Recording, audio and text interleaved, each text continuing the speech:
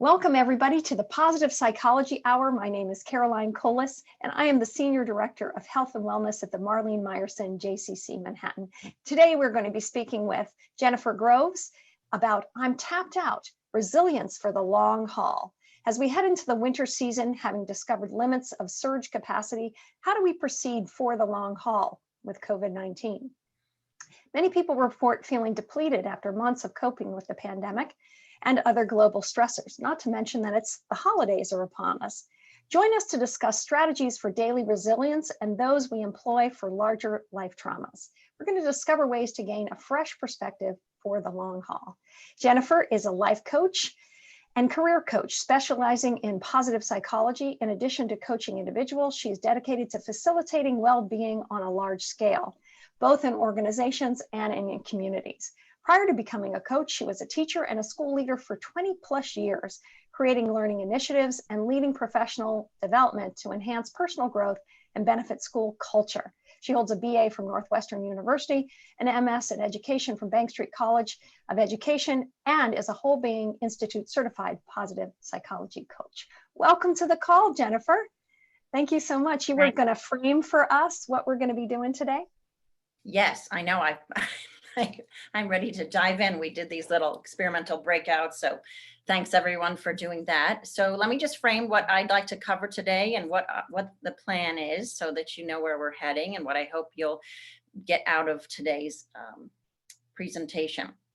We're going to talk about resilience, yes, and resilience in the sense of strategies we can employ on the short term and on the long term, larger the long haul, as we say. So both of those, we will be doing a breakout, just a short 3-minute one at the beginning in a little bit here. I'll frame that for you.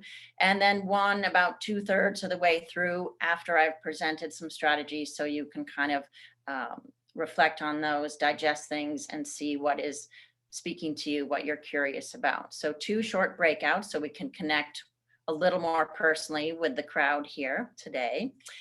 And at the end, I will be sending a handout through JCC, which they send out on Fridays. So if you're taking notes today, great. I am not a PowerPoint girl, so I'm not doing a slide presentation, but I will, of course, in the handout include all the necessary information today for you to have through the Friday mailing.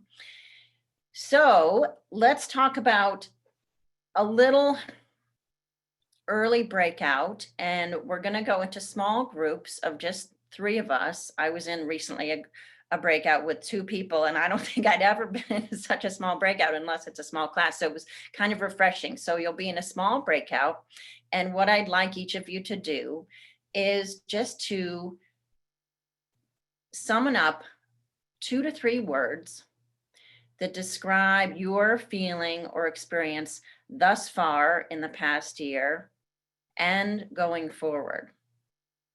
What are some adjectives you could use to describe your feeling thus far as well as looking ahead? So just 2 to 3 words per person. We'll put you into the breakouts, just a short little zip here to connect. And then we'll come back. You can type your responses in the chat. I know the way chats go, and they get super long really fast. So we might not have time to read all that, but to me, it's just important if you want to volunteer your thoughts, get them out in the chat so that you air your experience, but we may not read everything for the sake of time. So again, the prompt is, can you summon up 2 to 3 adjectives that describe your feeling coming thus far the past year, as well as looking forward? Okay. So let me put everybody in breakout rooms. You guys are going to get an invitation to join a breakout room, and please do so. Please accept that invitation. Let me just recreate, and we are going to be recreate. Let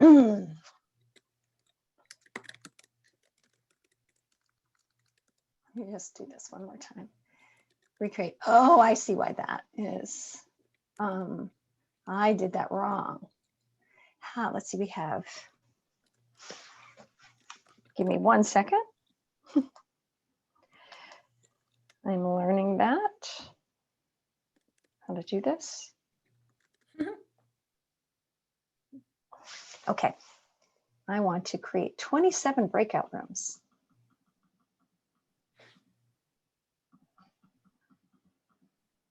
All right. Here we go. A couple of adjectives that sum up how you this past year and what you're looking forward to.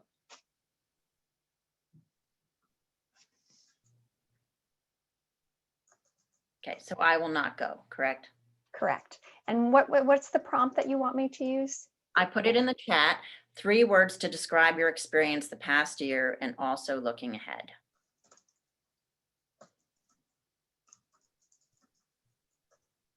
And what are your 3 words? Mine are supported, exhausted, unsure.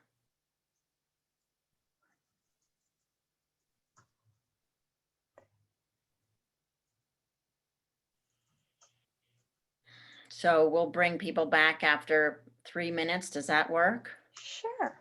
Thank you. Thanks for being willing to grow and jump into something new. We always grow when we try something new, right? Now, some folks are still with us, and you're welcome to unmute yourself and give us your words in this group. Great.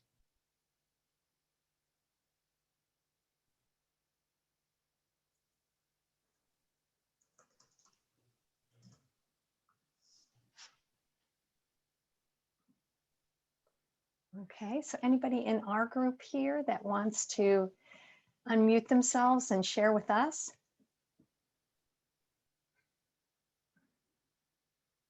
Great. So for me, I guess my some folks might not. 3 words that describe hope, right? Hopeful, determined, and lonely. I've missed people. Yeah. Yeah. Let's go ahead, and I'm going to go ahead and close the rooms. I was thinking about that this morning. I don't know about you.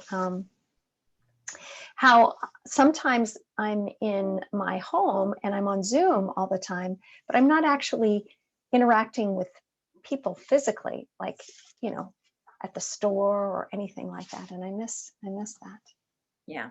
Okay, Exactly. so Those little moments often with people that aren't close friends, just those okay. daily routine moments. Yeah. Yeah. Yeah. Nancy, how about you? Did you want to share some of yours? Oh, wait, I have to unmute. Let me just do, let me, okay. Go ahead. You can unmute.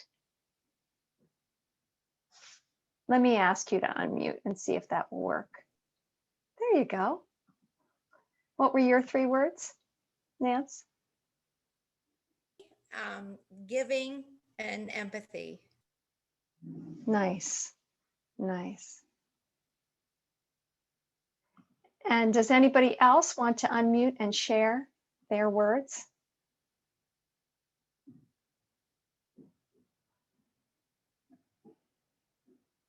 I think I allowed you to be able to unmute. Let me see. Yep. Rick, I just unmuted you. What are your 3 words? You did. I put grounded, into perspective, and what else did I put? Grounded, into perspective, and life-changing. Oh, nice, nice, beautiful. Thank you, Yeah. everyone. Okay, Jennifer, so how was that? Can you just give me a show of hands, thumbs up, was okay? Were able to get into a room?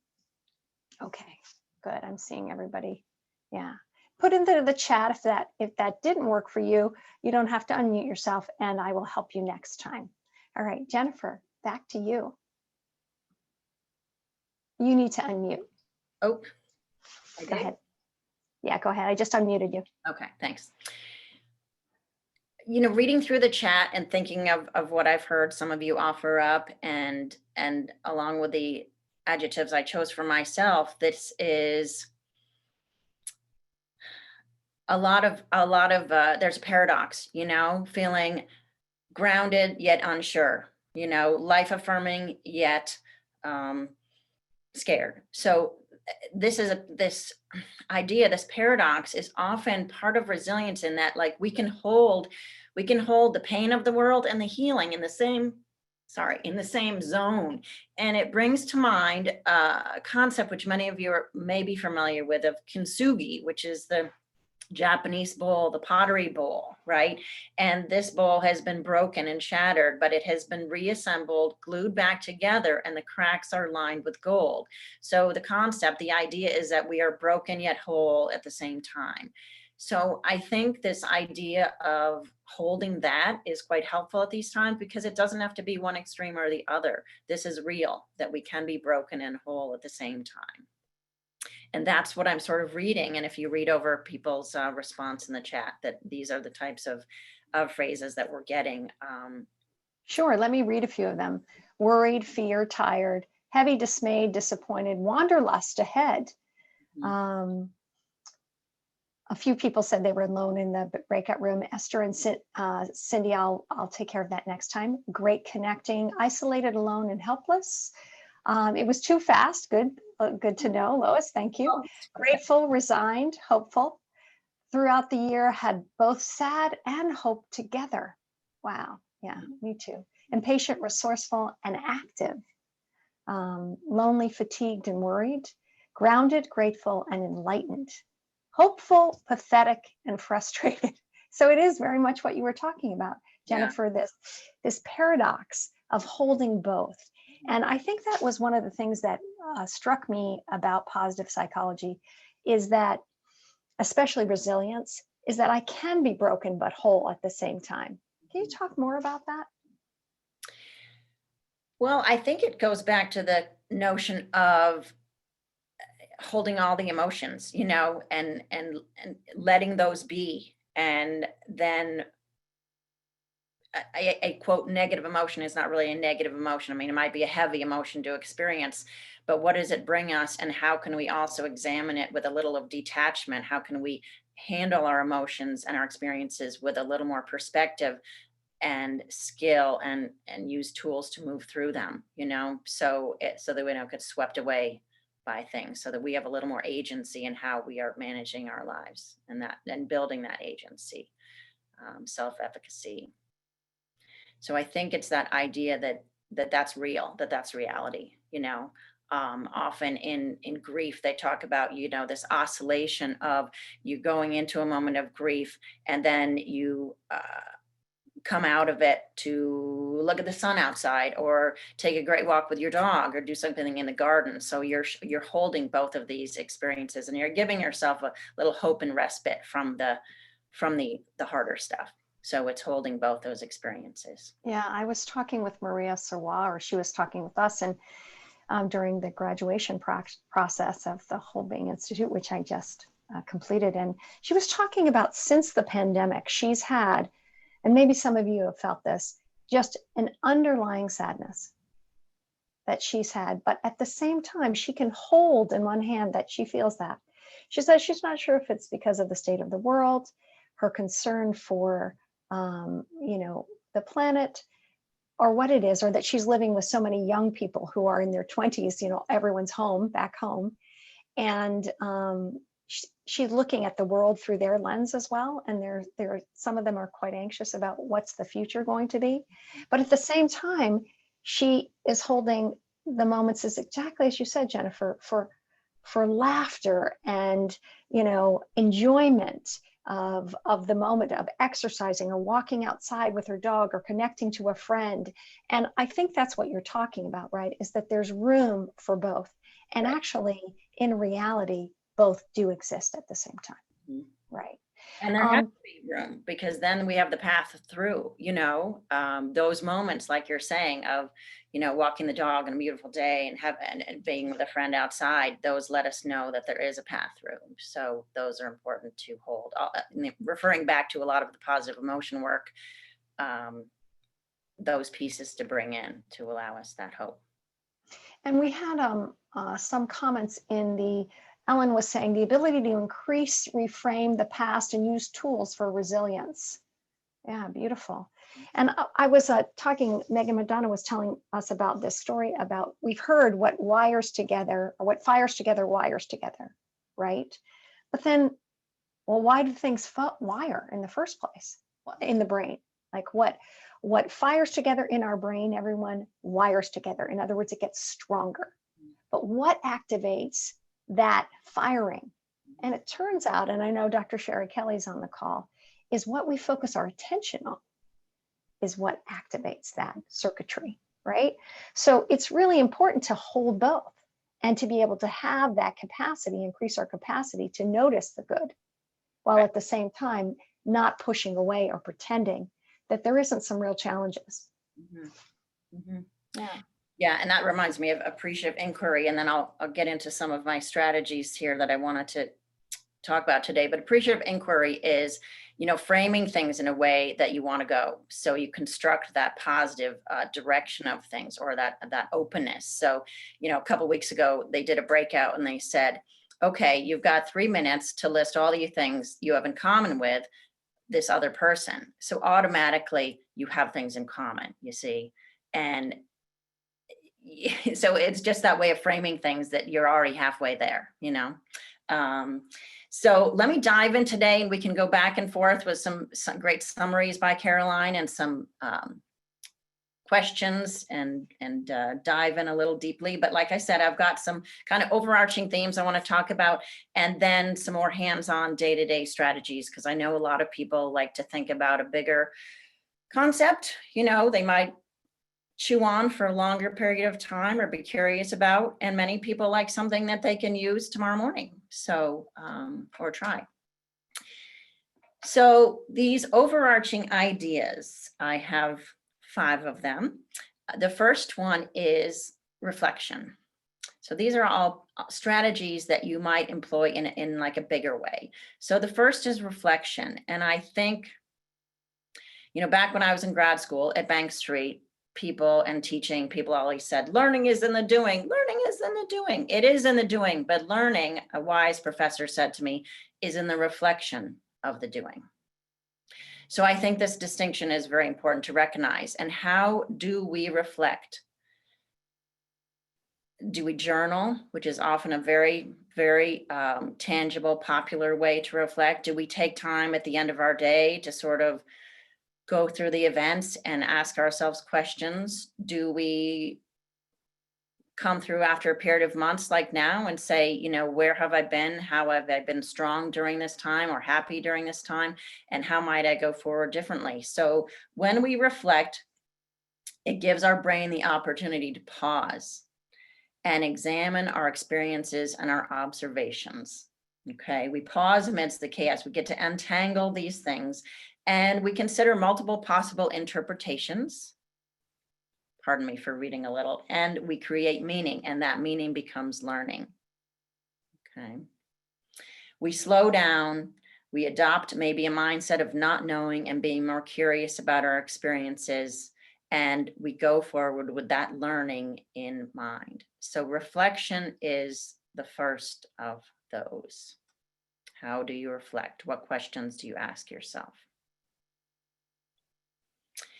The second is mindset, and more specifically, an expansive mindset. I think, we often, heard a long time ago that people who are grieving often walk with hunched shoulders because they're physically protecting their heart, and I thought that's so interesting. So how do we protect the heart but stay open? And that reminds me of yoga, when you do a lot of chest openers and literally open your body and your heart to experience and to life. So how do we stay and create an expansive mindset? Mindset is so powerful. I'm going to tell you a little story, and this comes out of the work of one of my favorites, Kelly McGonigal, out of this book, The Upside of Stress, right? There's a reframe right there. So they did an experiment with a group of housekeepers. This story will talk about the power of mindset. Group of housekeepers, and they viewed their job as not physically beneficial. They just viewed it as wearing on their body, taking a toll. So this professor came in and she told them through a little short presentation, and she made some posters. She said, you know, when you lift up a heavy mattress, when you push that cart down the hall, when you vacuum, when you clean, you are burning X amount of calories per hour. You are physically helping your cardiovascular system. You are exercising, okay? And exercise will have these benefits. Then there was a control group, and they were told all of the same information, but they were not told that their jobs were exercise. So the first group had all this information, that their jobs were exercise, that lifting that doing this was exercise. And they assessed them at the end of some short time period, like 4 to 6 weeks. And the first group, the only thing that had changed was they saw their work as exercise. Nothing had changed in their behaviors. And they had lost weight, their heart rate had gotten better, and they viewed their jobs with more joy. The other group had no change. I mean, I find that fascinating. So the power of mindset. So how can we have an expansive mindset? How can we remain open during a time which also makes us tired, exhausted, and maybe closed? So positive emotions, experiencing those. Barbara Fredrickson has a lot of work in that area, and those are a nice way to open ourselves. Awe, inspiration, interest, curiosity, amusement, serenity. Anytime we experience any of these, it opens us up to more possibility and creative solutions. Okay, so expansive mindset. So first we had reflect, now we have expansive mindset. How can we remain open? How can we just ask that at the beginning of the day? What can I do to remain open today? The next one is the world. What is the world calling for? I think it's calling for a lot of things these days. Recently, pieces I've read use the word solidarity, and I think that's a really accurate word to describe what the world needs: support, help, healing, solidarity. So how could we be a part of that? How can we get out of our little own experience and our obsession with the individual, which is often more popular in our Western culture? And how can we be a part of the collective? How can we contribute to the world? Okay, so asking ourselves those questions. How can I get out? What small things can I do contribute to that? I know I might be going a little fast, but I know it's 12:30. Creating the conditions is the next one. This is also a more recent big interest of mine. So often we think it's all up to me. I've got to meditate every day. I've got to be healthy every day. I've got to do the 5 things for breakfast that successful people do. And all of this onus is put on us within this larger framework. So creating the conditions is about, and this is a popular theory of the blue zones, those of that may be familiar with the blue zones work. And how do we create the environmental conditions that make the healthy choice easier? So how do you create the conditions in your life that make the healthy choice easier?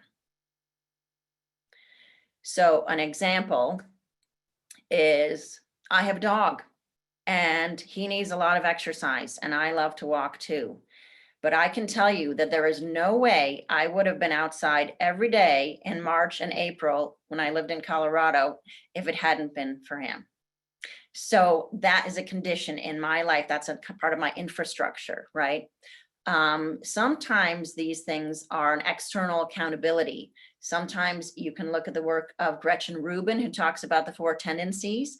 And if I wanted to start to run, I would have to join a running club, and then I would meet Tuesdays at 3 or whenever, and then I'd be accountable to something that I didn't have to set myself for myself. So an external accountability measure. So how do you create some conditions in your framework which make the healthy choice easier? Maybe having access to healthy food, the same kind of idea. Is that easy for you or not?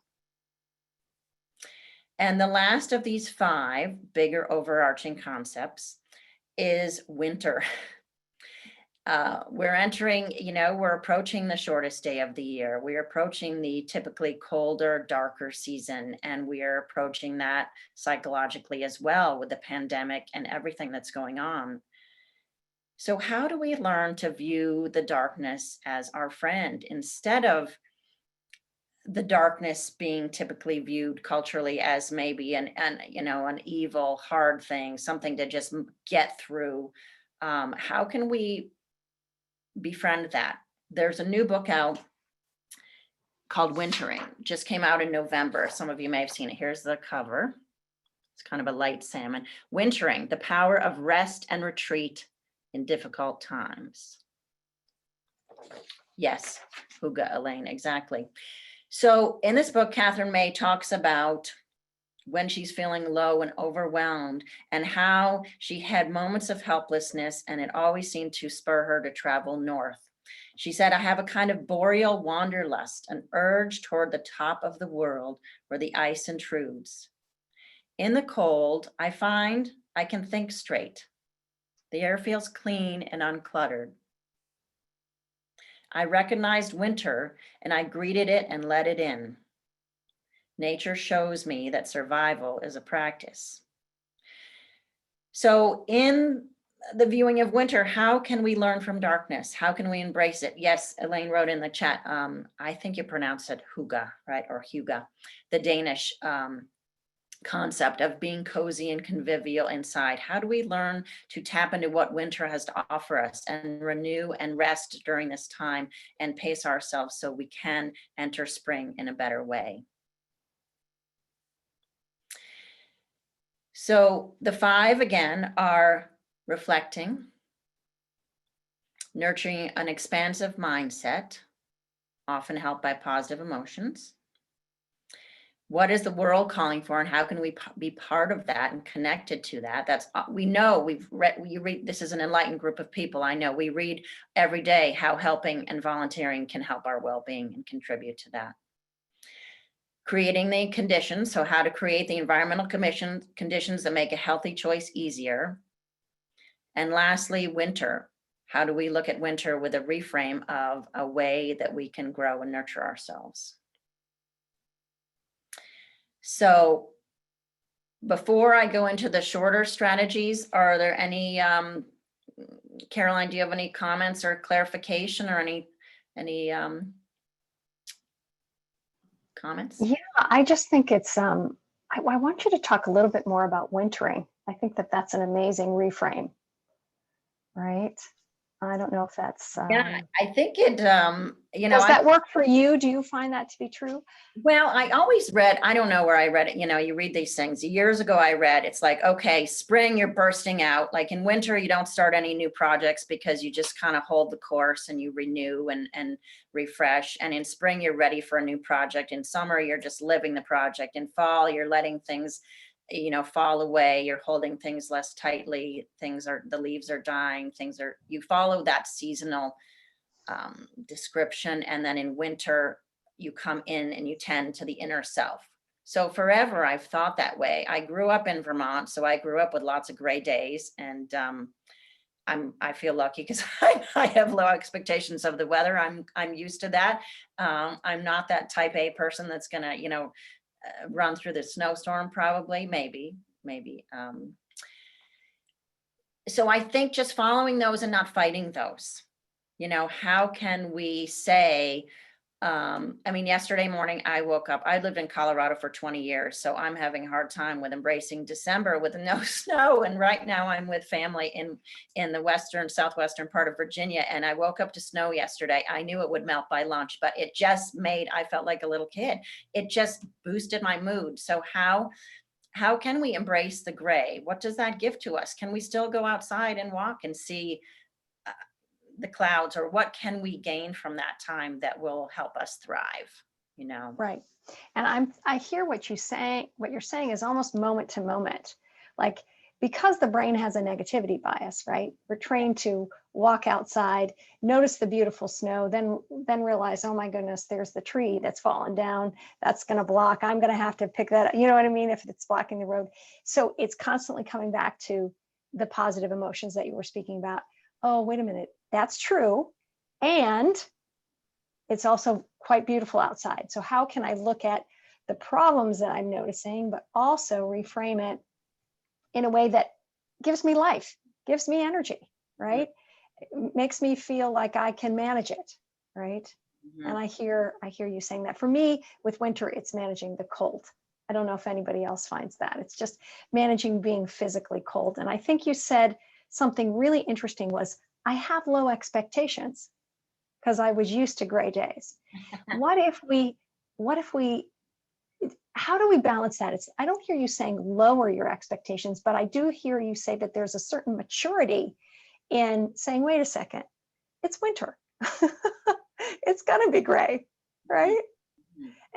And embracing reality in a way, which I think is very much about what positive psychology says. Like, I'm not going to be able to change this, but that doesn't mean I can't enjoy aspects of it or look for the good in it. Is that Right. what you mean?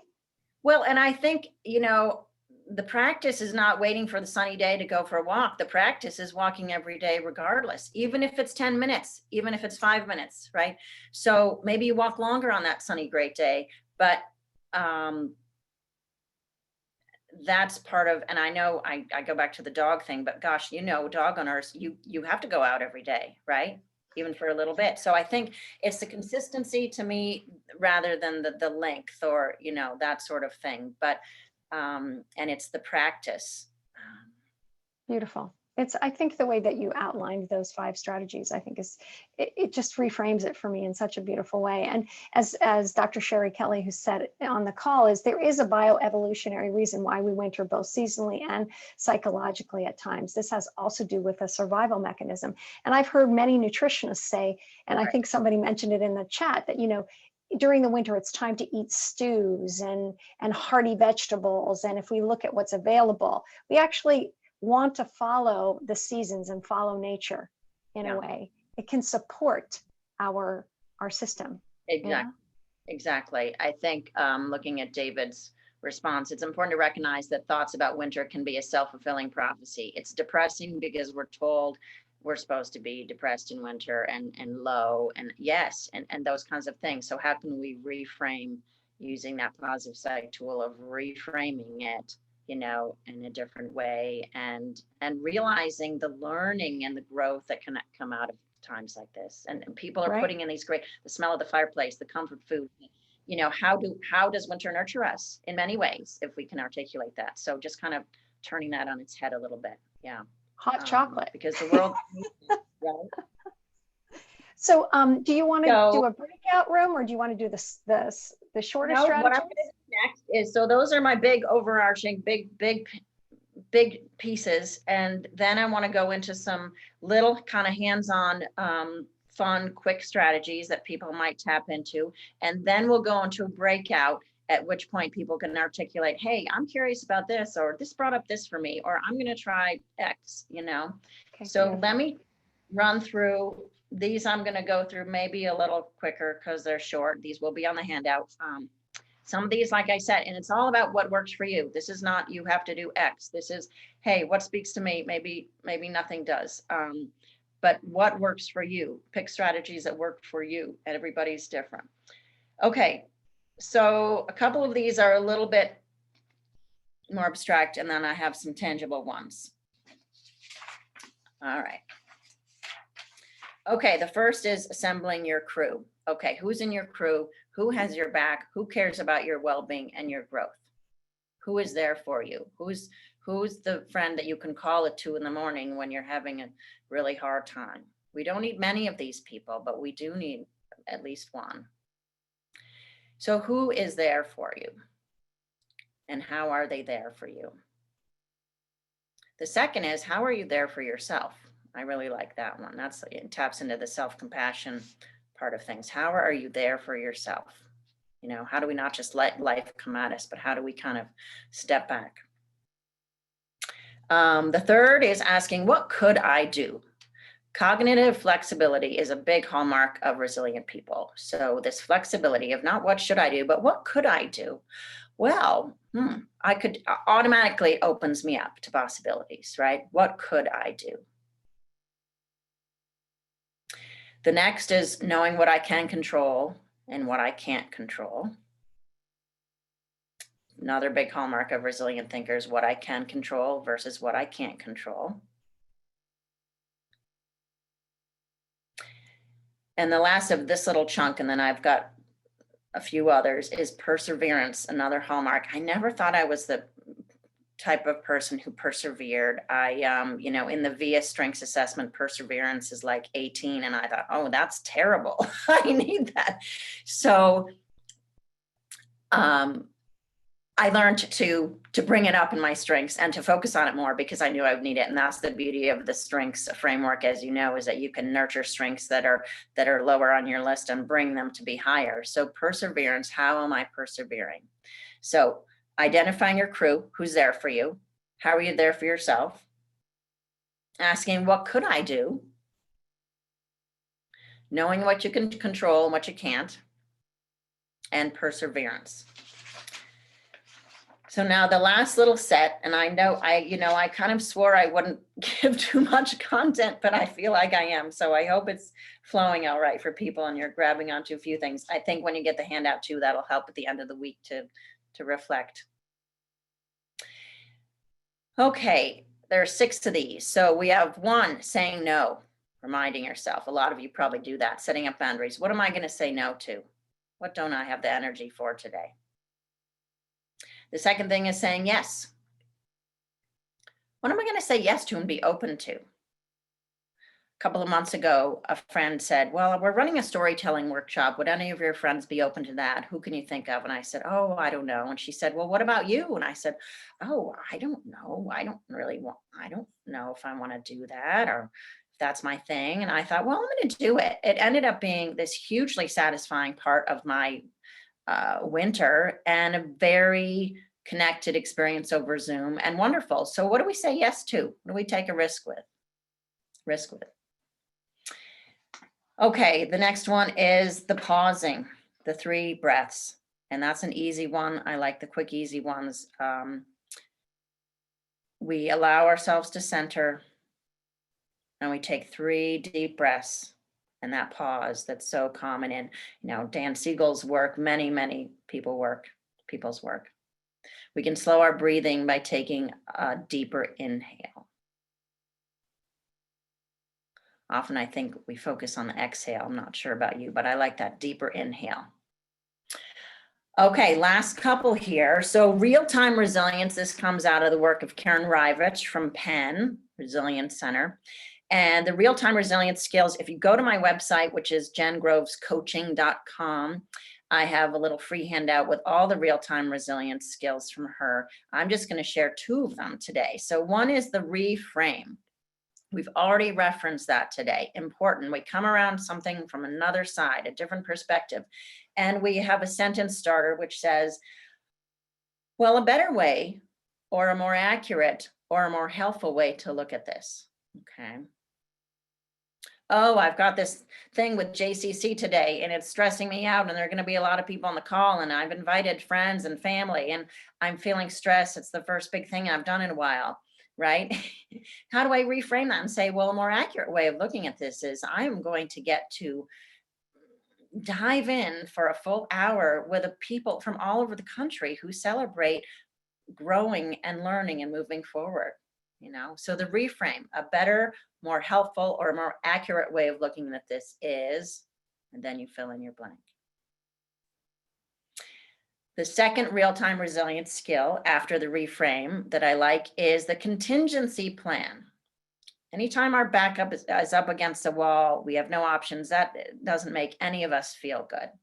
Okay. So the contingency plan strategy says, if X happens, I will Y. Okay. Earlier, a couple of years ago, I said, okay, if I don't win the housing lottery and get an apartment through them, I will stay in this place for another year and reassess. So a contingency plan. If this happens, if X happens, I will Y. And again, that's from Karen Rivich's work out of Penn. I'll have all that on the handout. The last one is a really nice strategy, and I don't know if anybody works with some of the material from Julia Cameron, who is the author of The Artist Way, which at this time is published a long time ago, and she's had a big resurgence with her work. So this strategy is called Morning Pages. And Morning Pages is 3 pages of longhand stream of consciousness writing done first thing in the morning. There's no wrong way or right way to do morning pages, as it is not a high art. It is putting down anything and everything that comes into your head. And morning pages provoke, clarify, comfort, cajole, prioritize, and synchronize the day at hand. So when you do this exercise, and I often have clients who try it maybe 3 days in a row or do it, several days a week, it gets all the fuzz out, which can often leads to the catastrophizing when we're overwhelmed and we go down the rabbit hole. So when you do the morning pages exercise, it gets all that out in the morning and it allows you a better, fresher, more accurate slate for your day. So that again is from the work of Julia Cameron. I'll send you a link for a little short video where she explains it. So these smaller ones were saying no, saying yes, pause and 3 deep breaths, center yourself, slowing the inhale, the real-time resilience skills of reframing and contingency plan, and the morning pages. So I know it's 12:50, but what I'd like to do is move into the next final set of breakouts so that you have a chance to share anything that has spoken to you from today's hour, something that came up from talking to someone, something in the strategy, something you're thinking of that you're curious about or want to try. Just offer some feedback to your colleagues. And then we'll come back for a little conclusion. Will that work, Caroline? Yes, I am just figuring that out right now. I love learning. There's also this thing of like trying on new things and getting a chance to have learning goals. I love it, Elaine. I have a moan and move on journal. That's great. So we're going to go ahead and put you into breakout rooms. I think I figured this out correctly. We have 83 people, 83, but I'm just going to do 80 divided by 3 equals 26 groups. Okay. Right. It keeps changing. Okay, you guys hang in there.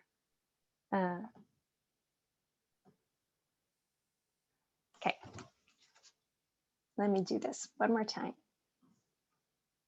Recreate. This is the fun part, so I do hope that you will stay for this one. Let me just do a few. If you find yourself in a room without anyone, with no one, just come back to the main room. Here we go. Great. 26, it says, hang on. Okay, so Deborah, are you guys there?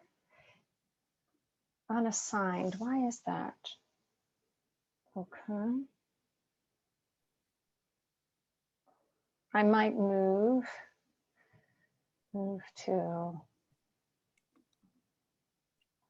1 and 2.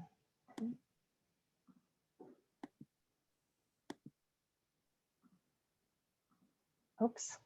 Is it working? Yeah. Great. Yes, it is.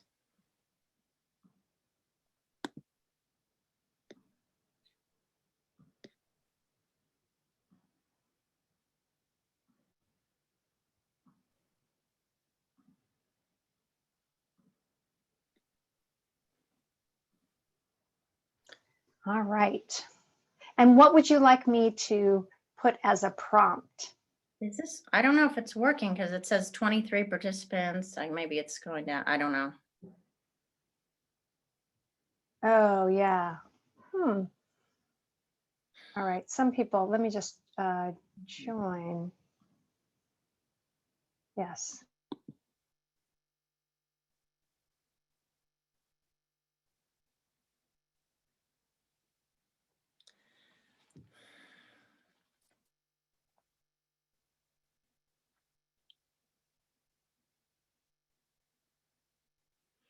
Well, I think there's some people in our group. Can we just share?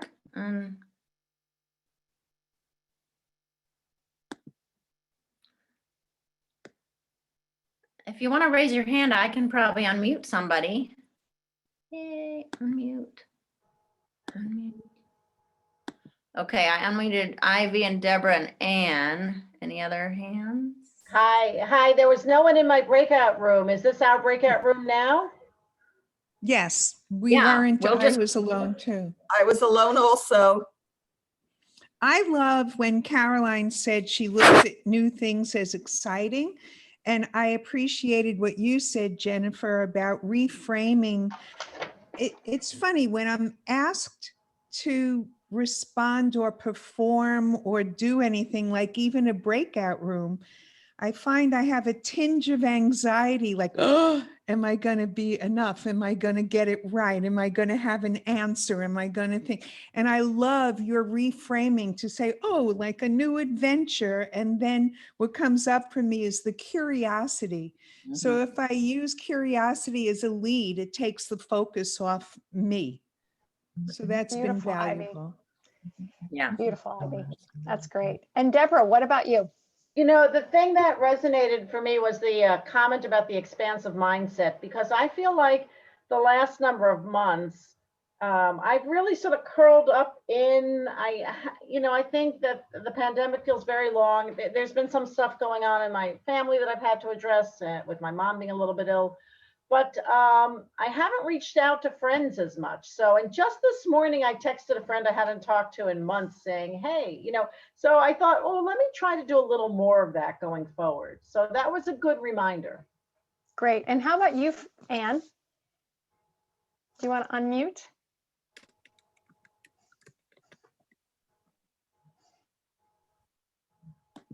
Do you see how you do that? Yeah, I'm not too good with Zoom, so I don't really know what I'm doing. you're doing great. But I'm finding this helpful. This long period, I live alone, so it's very depressing and so overwhelming. My calendar just went from doing so many things to blank, and I have so many things to do and nothing is getting done. Right. And so in what part of the talk today did you find helpful? Well, once I get the handouts, I think it'll be more helpful, because the way I'm feeling, nothing really goes in one ear and out the other. Nothing is really sinking in. So once I get the handout and I can read it, I think that will be most helpful. You know, Anne, you're not alone. And Jennifer, do you want to talk about that? I'll bring everybody back, how our attention has changed during COVID. And what people are finding is that it's just harder to concentrate, right? Anybody else raise your hands if you're finding I that have no too. concentration at all, no concentration whatsoever. Yeah, so you're not alone in that. And then we need to do, what we need to do is some of the things that Jennifer was talking about to help us reframe that and also create the environment in which we're reminded, right? I was thinking, Jennifer, of, the positivity portfolio where you can make pictures, where it reminds you, oh yeah, I'm connected, whether it's your favorite things, even cutting out things of magazines, things that give you joy is a way to do that too. Hi, everybody, welcome back. How was it? We're just doing some sharing. I know some of you Feel might- free. I'm not sure if all the breakout rooms were quite working, so feel free to put something in the chat that was some feedback or feedback about breakout rooms working or not, so we know. But feel free to type in the chat if you'd like to. Yeah, we're going to go a little bit over one just because we're learning how to do this. And let's just see what people are saying. I didn't want to stop connecting in my breakout room. I know. Hang on one second, Lisa. I gotcha. For Annie, I write it down then, and at a later time, you will say yes. Oh, nice, Bunny. That's so nice. Yes, Lisa. Go ahead and unmute. I'm unmuted. So I just wanted to say, like, for me, it just reinforced the whole idea of reframing. We have a big renovation going on, and my halls have been concrete, and I'm supposed to practice walking outside So I kind of feel like it's a blessing that the walls are concrete because I don't have to go outside and I can practice. And aside from that, like I'm sure a lot of people who live in Manhattan, our buildings are kind of empty. And I was feeling like that was really bad. And then I thought about it and I said, that's a kind of a way that the world is protecting me because there are less people and there are less people who might have COVID. So I don't have to share an elevator with whatever my building would be 144 apartments. Instead, it's a third of that. So that's like, I'm lucky. I'm not saying I'm lucky. Yeah, Yeah. I love that reframe, Mhm. Jennifer. That's a great example of benefit finding, isn't it? Yeah.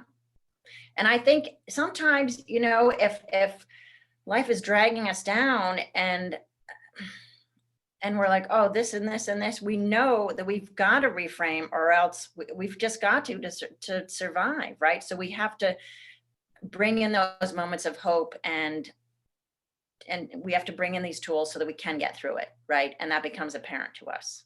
So a lot of the work I've recommended today is reflection, to not wait for, our ship to come in or the light to turn on, or, to ask ourselves what we need, right? Going forward, and to be really increase our self-awareness, Yeah, and I just wanted to let you guys know, we'll do more of this because I think it's really important to connect to one another. I think that as we are wintering, one of the ways that we're going to do, and let me know, you can put it in the chat or you can email me privately. I'm thinking that it might even be nice to just have a time once a week where we can kind of get together and have a way to connect and chat in this way, and just talk about different strategies and maybe have one or two things that we're doing, but then really open it up to be in breakout rooms.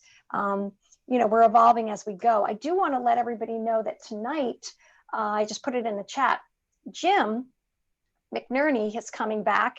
We're going to be doing a program on how to use positive psychology to curb emotional eating through the holidays. I don't know if anybody has found that to be true, but one of the things that's happened when I'm wintering is I'm tending to eat foods that are more comforting in nature, and that can be good, and okay, but there also is a strategy of looking at where can I also get comfort in another way, right?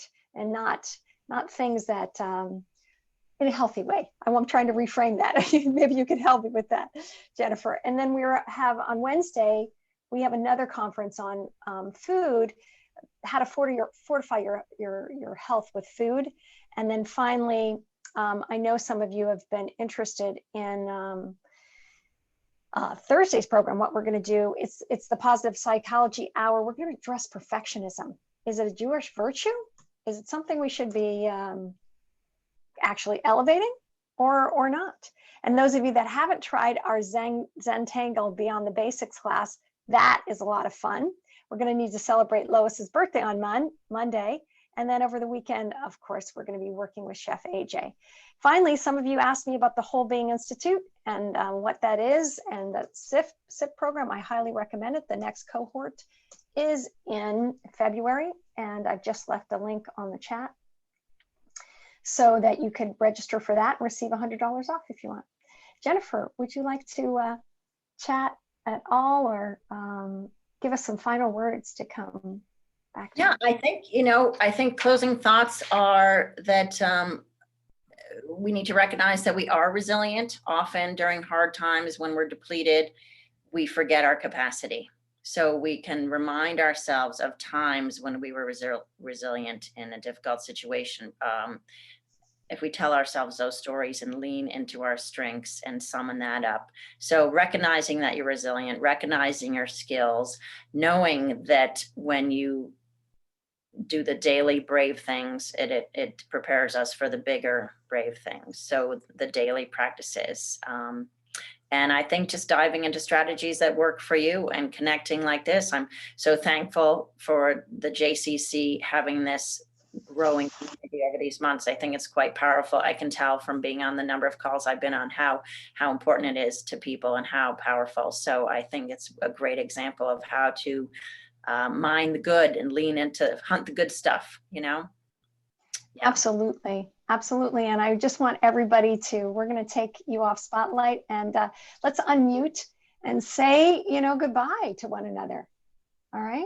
So go ahead and unmute yourself and we can say well wishes and goodbye to everyone. And we'll see you next time. Thank you, Bye, everybody. everybody. Thank you. Thank you so much. Thank you so much, Jennifer. Lovely You're welcome. presentation. Thank you. Be well. Thank